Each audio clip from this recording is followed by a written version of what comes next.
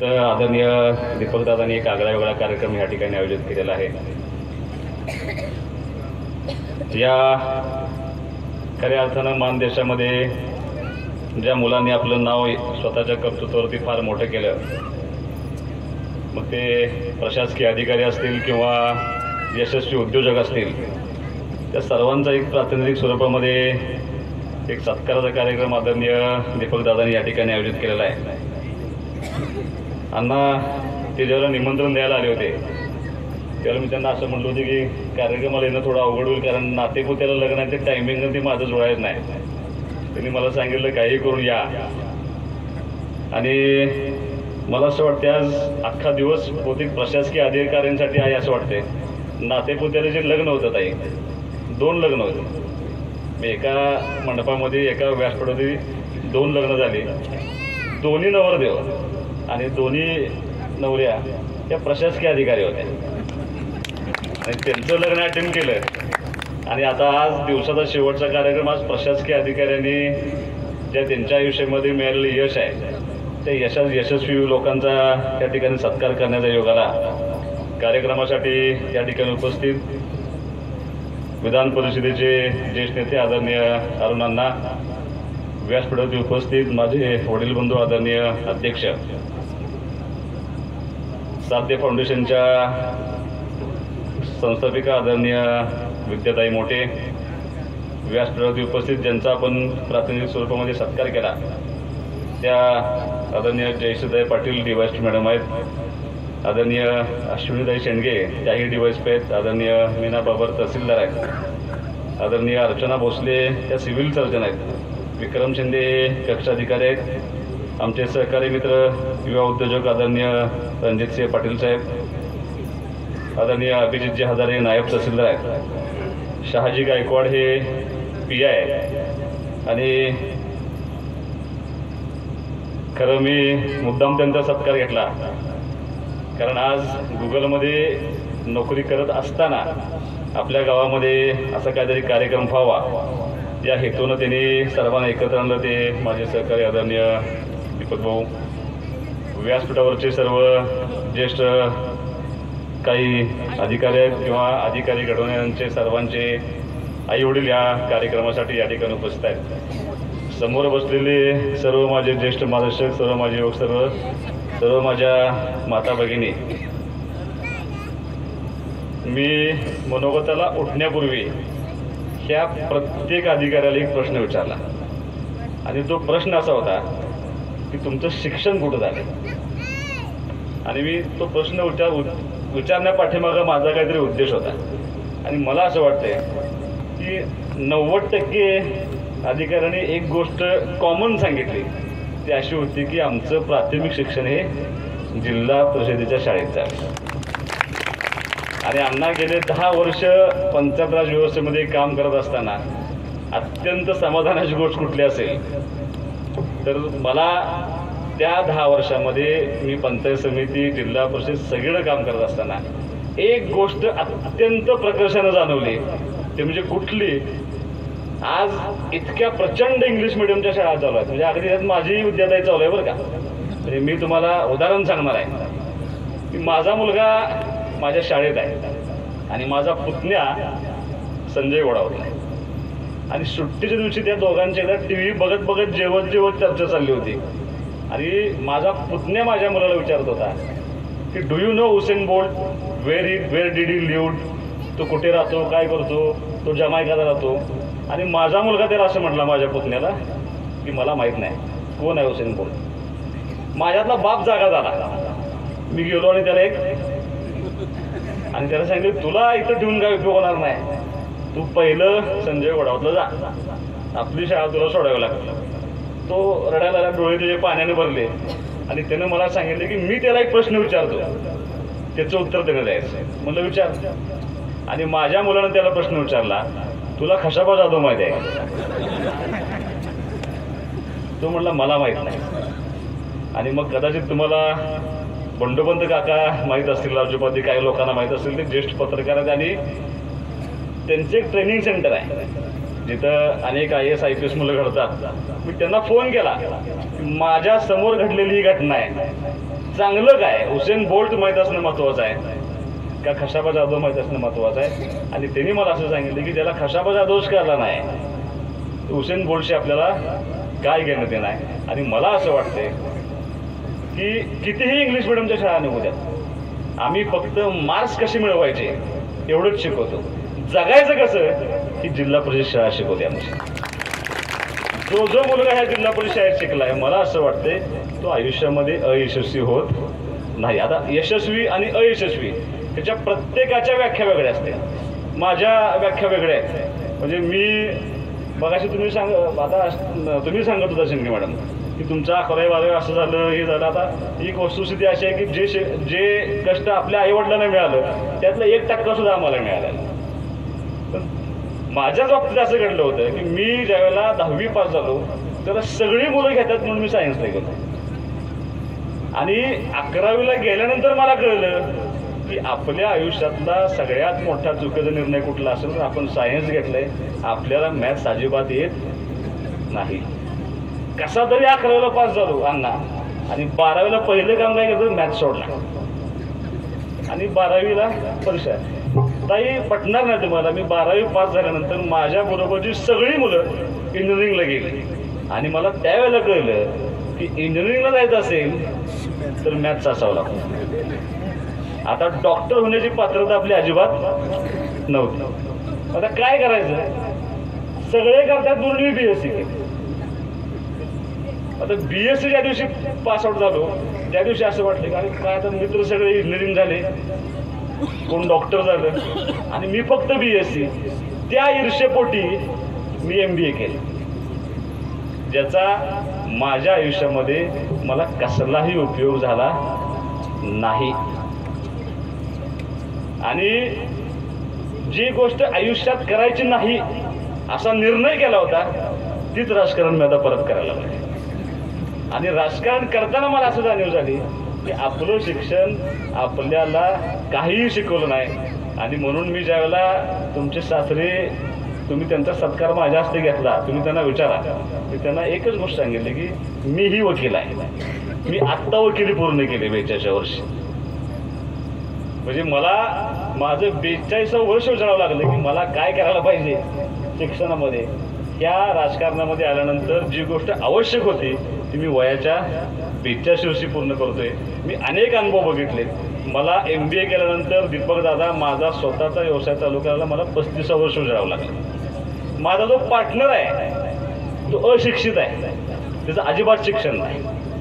तो मला असं सांगायचा की पटकन करूया. पण मी MBA झालो होतो आणि मला जे शिकवलं होतं ते असं शिकवलं होतं की कुठलाही व्यवसाय करताना परिपूर्ण अभ्यास केला पाहिजे. मग ते चालणार का, त्याचं प्रोडक्शन होणार का, त्याची विक्री होणार का, आपण कर्जात डुबणार तर नाही ना, ह्या भीतीपोटी मी माझ्या आयुष्यातली 3 वर्षांना वाया घालवली. आणि जो माझा अशिक्षित मित्र होता तो म्हणजे करूया काय व्हायचं ते होते. आणि ज्या दिवशी मी अध्यक्ष पहिला क्रशर बघायला गेलो तो कराडला बघायला चाललो होतो. मी कराडला जात असताना मी कुणाचं नाव घेणार नाही पण मी 8वीला असताना एक मुलगा 10वीला त्याला बोर्ड होता. जो मुलगा बोर्डात आला होता त्या मुलानं माझ्या गाडीत एक पत्रकार बसला होता. त्या पत्रकाराला प्रश्न विचारला, अरे तहसीलदार ऑफिस कुठं आहे? तो म्हणाले चौकातच आहे. मला एवढी मोठी प्रशासकीय इमारत आहे तहसीलदार ऑफिस, तहसीलदार कुठे भेटतात, तिथं भेटतील का मला? बोर्डात आलेला मुलगा तो प्रश्न विचारत होता. आणि आम्ही जेव्हा कराडमध्ये पोहोचलो, अध्यक्ष आपल्या पश्चिम महाराष्ट्राचं सगळ्यात मोठं क्रशर आहे. 4 मित्रांचं क्रशर आहे. 3 मराठी होते आणि 1 गुजराती होता. मी त्या गुजराती मुलाचं पहिल्यांदा अभिनंदन केलं. म्हणलं तुझं पहिलं अभिनंदन. 3 मराठी व्यवसायात एकत्र ठेवले, तुझं पहिलं अभिनंदन. मग त्यांनी सगळं सांगितलं, आम्हाला फिरून दाखवलं. मग ते एक जण म्हणलं आम्ही मार्केटिंग बघतो, एक जण म्हणलं मी प्रोडक्शन बघतो, एक जण म्हणलं मी फायनान्स बघतो, एक जण म्हणलं मी वसुली करतो. म्हणजे असं काय आहे म्हणलं. त्याने सांगितलं महिन्याला 10 कोटीचा सेल आहे म्हणलं आमचा. आणि मग ते तुझं बोर्डात आलेला मुलगा ज्याला तहसीलदार ऑफिस माहीत नव्हतं ते विचार माझ्या मनात घोळत होते. आणि मी गाडीत बसल्यानंतर त्या मुलानं विचारलं की तुमचं शिक्षण काय? त्या मुलाने मला सांगितलं 10वी नापास. बोर्डात आलेल्या मुलाला तहसीलदार ऑफिस माहीत नव्हतं. 10वी नापास असलेली मुलं महिन्याला 10 कोटीचा व्यवसाय करत होते. जो बघायला घेऊन गेला होता तो टॉपचा कॉन्ट्रॅक्टर आहे अध्यक्ष आपल्या इकडचा. आणि मी MBA होऊन सुद्धा ताई असा जीन्सची पॅन्ट शर्ट खाली चप्पल, तो मात्र इनशर्ट करून शूज घालून ऑडीमधून आला होता. मी ते ऑफिसमध्ये गेलो, त्यांचा सत्कार घेतला. आणि जो टॉपचा कॉन्ट्रॅक्टर आहे त्याला मी गाडीत बसल्यानंतर विचारलं, तुमचं काय म्हणलं, BE सिव्हिल का? हे म्हणला, त्यांच्यावरच म्हणलं 10वी नापास. आणि मग मला प्रश्न पडला की आम्ही काय शिकवतोय मुलांना. माझ्या सहित मार्क्स मिळवायला शिकवते, आयुष्यात कसं यशस्वी व्हायला शिकवते.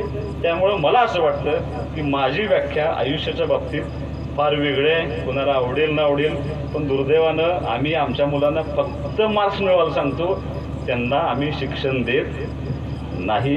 ह्याच्यामध्ये बदल केला पाहिजे. आणि मला असं वाटतं प्रसंग आल्याशिवाय मुलाच्या आयुष्यामध्ये प्रगती होत नाही. आज तुमच्यावरती प्रसंग होता, त्या प्रसंगातनं सावरायचं म्हणून तुम्ही सगळे यशस्वी ठरला. आणि अध्यक्ष, आता तुम्ही सगळे त्याचे साक्षीदार आहात. मीही माझ्या कम्फर्ट झोनमध्ये होतो. जोपर्यंत मला आईवडील होते तोपर्यंत मी कम्फर्ट झोनमध्ये होतो. ज्या दिवशी आयुष्यातला सगळ्यात मोठा धक्का बसला त्याच्यानंतर माझा कम्फर्ट झोन गेला. तो संघर्ष मला करावा लागला. फक्त तुमचं यश बघायला तुमचे आईवडील तुमच्या बरोबर आहेत. मला खूप मोठं यश मिळाले, पण तेवढा आनंद नाही जेवढं मला आईवडील जर माझे यश बघायला असते तर ते आनंद मला मात्र नाही. पण तुम्हाला विनंती एवढी आहे, तुमचं कौतुक एकाच गोष्टीचं आहे की तुम्ही एवढ्या मोठ्या पदावरती जाऊन सुद्धा तुम्ही आईवडिलांना विसरलं नाही. मुळात माझी एवढीच इच्छा आहे की तुम्ही कितीही मोठं व्हा, 2 गोष्टीला कधी विसरू नका. एक स्वतःचे आईवडील आणि दुसरं स्वतःचं गाव. त्या 2 गोष्टीला कधी विसरू नका. कारण तुमच्या आयुष्यामध्ये प्रत्येक यशस्वीच्या पावलामध्ये ह्या दोन्ही लोकांचा खूप मोठा हात असतो. एक अपेक्षा मात्र तुमच्याकडून 100% करणार आहे. शेंडगे मॅडमने त्यांच्या मनोगतात सांगितलं की अनिल भाऊ त्यांना भेटले, एक अत्यंत महत्त्वाची सही करायची. कदाचित तुम्हाला माहीत नसेल, ती 6व्या टप्प्याची सही होती. टेंबू योजनेच्या ह्या मतदारसंघातल्या सगळ्या गावांना पाणी जावं म्हणून जो शेवटचा टप्पा होता, त्या 6व्या टप्प्याच्या सही कदाचित त्यात तुमचा कुठेतरी सहभाग. कारण ही योजना ताई मांडत असताना तुम्हाला सगळ्या अधिकाऱ्यांना माझी विनंती आहे. मी गेले माझ्या राजकीय आयुष्यामध्ये 15 वर्षाच्या आयुष्यामध्ये मी खूप अधिकारी बघितले. अत्यंत सकारात्मक अधिकारी बघितले आणि अत्यंत नकारात्मक अधिकारी बघितले. एक जितेंद्र डुडी जे CEO होते, मी ज्याला उपाध्यक्ष होतो, स्मार्ट PHC आणि मॉडेल स्कूल या 2 योजना त्यांनी आपल्या ह्या जिल्ह्यामध्ये राबवल्या. जिल्हा परिषदेच्या शाळांचं जे रुपडं पालटले ते सगळं त्या अधिकाऱ्यानं पालटले. आज ते राज्यानं योजना स्वीकारली. मी सकारात्मक अधिकारी काय असतो, ही टेंबू योजना मांडत असताना कसलेही इन्स्ट्रुमेंट नव्हते. त्यावेळेला टोपोशीट घेऊन काही अधिकारी 1992 पासून ते 95 पर्यंत ह्या सगळ्या मतदारसंघामध्ये रानामाळाने फिरलेले अधिकारी आजही आहेत. त्याला टाईपरायटर नव्हता, त्याला हाताने ही योजना लिहिलेल्या आहे. त्या हाताने लिहिलेल्या योजनेचं अधिकाऱ्याचं नाव DD कांबळे आहे. आजही ते आहेत, रिटायर झाले जातात. पण इतकं प्रचंड काम त्या सगळ्या लोकांनी करण्याचा प्रामाणिकपणे प्रयत्न केला आहे. अनिल भाऊंच्या आयुष्यातला एक किस्सा फक्त मी सांगणार, मी माझं मनोगत थांबवणार आहे. अनिल भाऊ ज्यावेळेला सभापती होते त्यावेळेला तुम्हाला अधिकाऱ्यांसाठी ऐकण्यासारखा विषय आहे. शाळगाव म्हणजे गडेगाव तालुका आणि खानापूर तालुका ही एकच पंचायत समिती होती. शाळगावमध्ये एका व्यक्तीचं निधन झालं, साप चावला आणि त्या व्यक्तीची डेथ झाली. तेव्हा गाडीची व्यवस्था नव्हती, काय नव्हतं. PM करायला शाळगाववरून सांगलीला जावं लागत होतं. बैलगाडीमध्ये घालून ती बॉडी सांगलीला नेली. सांगलीमध्ये PM केल्यानंतर मात्र जाणीव झाली की बॉडी आणणं बैलगाडीतनं सहज शक्य होतं, पण PM केल्यानंतर त्या बैलगाडीतनं गाडी परत घेऊन ती बॉडी परत घेऊन जाणं ते शक्य नसल्यामुळं तिथल्या लोकांनी ज्याला भाऊ आरोग्य सभा होती ती भाऊनी त्या लोकांनी ती लोक भावना भेटली. भावना म्हटली की थोडी ॲम्ब्युलन्सची व्यवस्था करा. जिल्ह्यामध्ये एकच ॲम्ब्युलन्स होती, ती होती सांगली नगरपालिकेची. त्यावेळेला नगरपालिका होती. भाऊने तिथल्या नगराध्यक्षांना फोन केला, जगदाळे त्यांचं नाव, आणि त्यांना विनंती केली की बाबा ही बॉडी तेवढी आमची पोचवली पाहिजे. ते म्हणले मी COना फोन करतो. त्यांनी COना फोन केला. COनी पहिली अट सांगितली की नगरपालिका क्षेत्राच्या बाहेर आपली ॲम्ब्युलन्स नेता येत नाही. जगदाळे साहेब म्हणले की झालं तुझं म्हणणं, माझं म्हणणं आहे की दिली पाहिजे, बाकी काय सांगू नकोस मला. ठीक आहे म्हणले, देऊया, पण डिझेलचं काय करायचं. डिझेल कोण भरणार? कारण जर कार्यक्षेत्राच्या बाहेर दाखवायचं असेल तर कोण करणार? त्यावेळेला जगदाळे साहेबांनी असं सांगितलं की एक मिटिंग दाखवा आमच्या नगरसेवकांची आणि त्याचे भत्ते काढ आणि ते डिझेल भरून टाक म्हणले ॲम्ब्युलन्समध्ये. आणि ती बॉडी शाळेगावला पोहोच.